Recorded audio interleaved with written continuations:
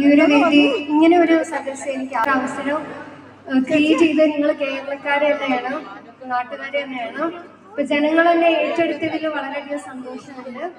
പിന്നെ പ്രത്യേകിച്ച് ഞാൻ ഈ ഒരു പൈലറ്റ് ട്രെയിനിങ് ജേർണി സ്റ്റാർട്ട് ചെയ്തത് കുറച്ച് പേഴ്സണൽ ഒരു പ്രൈവസി ആയിട്ടായിരുന്നു. ഇത് പബ്ലിക് ആക്കിയത് ബുള്ളറ്റ് മാനു, നിങ്ങളെല്ലാവരും മാനുക്കാന്ന് വിളിക്കും.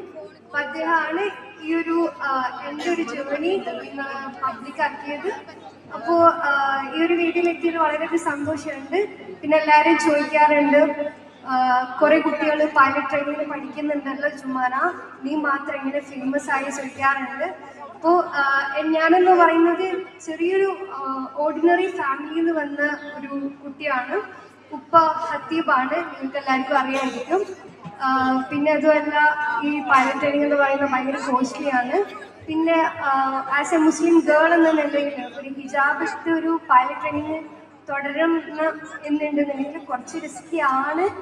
പക്ഷെ അത് അൽഹംദുലില്ലാ ഞാൻ ഇപ്പോഴും കണ്ടിന്യൂ ചെയ്തുകൊണ്ടിരിക്കുകയാണ്. ഞാൻ എൻ്റെ ഹിജാബ് ഇട്ടുകൊണ്ട് തന്നെയാണ് എൻ്റെ ജേർണി ഞാൻ തുടർന്നുകൊണ്ടിരിക്കുന്നത്.